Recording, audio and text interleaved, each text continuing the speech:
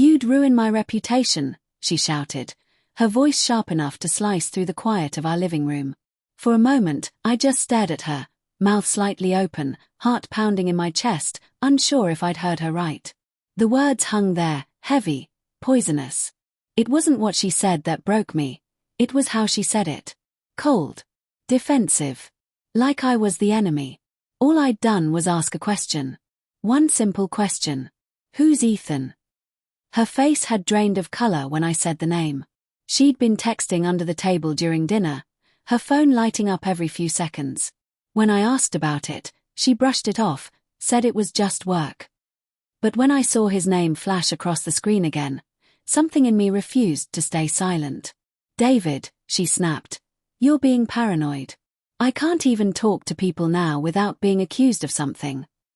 I tried to stay calm. Tried to believe her. "I just want the truth, Sarah. You're different lately. Distant. Always on your phone. Coming home late. What's going on?" That's when she said it, the line that cracked everything open. "You'd ruin my reputation." I didn't even understand what she meant. Reputation. Who was she trying to protect it from, me, or him? She grabbed her purse, muttered something about needing air, and walked out before I could say another word. The door slammed behind her, leaving me standing there in the echo of my own disbelief. The clock ticked in the silence. Each sound felt like a countdown, not to something, but to nothing, to the end of whatever we'd built. I sank onto the couch, staring at the half-eaten dinner on the table. The candles flickered like they were mocking me. That night, I didn't sleep.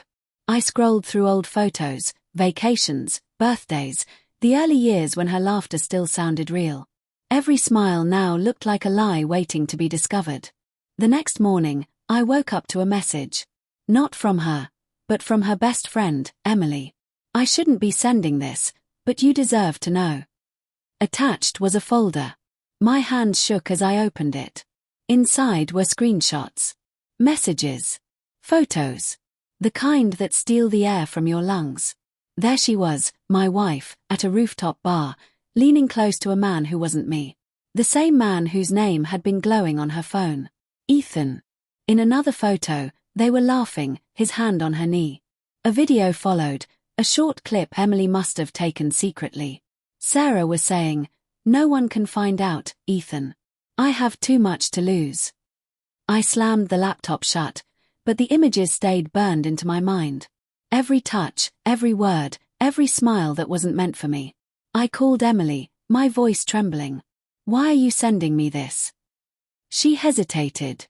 "Because she's not who you think she is anymore, David." I tried to stop her. I told her it would destroy you. But she said she deserved to be happy. My throat went dry. And Ethan? He's married. Or he was. She said they were going to leave their spouses eventually. I laughed then, a sound that didn't feel like mine. It was bitter, hollow. "Of course," I said. "Eventually." That evening, Sarah came home as if nothing had happened. Her perfume filled the hallway, sweet and suffocating. She smiled faintly. "Can we talk?" I didn't answer. She stepped closer, setting her purse on the counter. "I know I overreacted last night," she said softly. "I've just been under a lot of stress." "Stress?" I repeated, my voice cracking. "That's what we're calling it now." Her eyes flickered, uncertain. "What's that supposed to mean?" I pulled out my phone and set it on the table, the screenshots displayed clearly on the screen. Her face drained of all color. "I got these from Emily," I said quietly. "Your friend."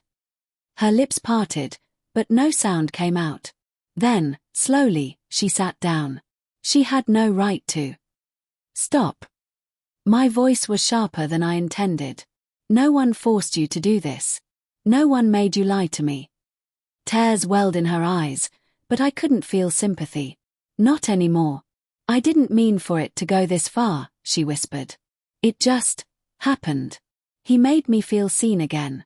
You were always so busy, always distracted. I needed." "Don't," I cut in. "Don't turn this into something I did. You had choices. You made them."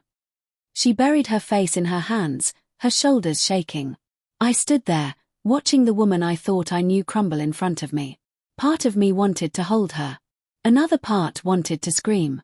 Instead, I walked to the window, staring out at the quiet street below. How long? I asked.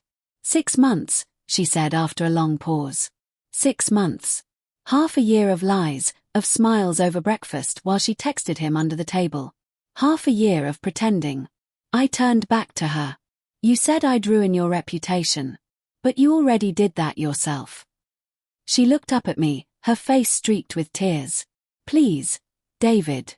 Don't tell anyone. My family, my job, they'd never forgive me. Her words hit me with a sick kind of irony.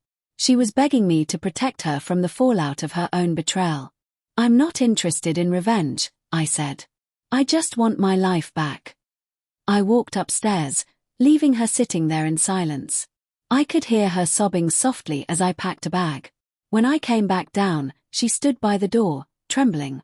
Where will you go? She asked. I don't know, I said. Anywhere that doesn't smell like lies. I left without looking back. The first few nights were unbearable. The bed in my small rented room felt foreign. The quiet pressed against me like a weight. I kept seeing her face, hearing her voice, replaying that moment over and over. But slowly, the ache dulled into something else, acceptance, maybe. Or exhaustion. A week later, Emily texted again. I'm sorry for how it all came out. I didn't mean to hurt you. I just couldn't watch her keep lying. I typed back, you didn't hurt me. She did. But thank you for showing me the truth. She replied with just one line. She's still seeing him. Thought you should know. I stared at that message for a long time before deleting it. I didn't need to know anymore. Months passed. Life went on, as it always does. I found a new place, a smaller one, quieter. Sometimes I still catch myself setting 2 plates on the table before remembering I only need one. But the silence doesn't haunt me anymore. I heard from a mutual friend that Sarah and Ethan broke up soon after. She'd lost her job. Her reputation, the one she'd been so desperate to protect, was gone. Sometimes I think about calling her, asking why risk everything for someone so temporary? But then I remember that moment, her shouting at me like I was the one who'd done something wrong. And I realize the truth, she didn't just betray me. She betrayed herself long before I ever found out. Now, when I think of her words, you'd ruin my reputation, I finally understand. She wasn't afraid of losing her image. She was terrified of facing who she really was when the lies were gone.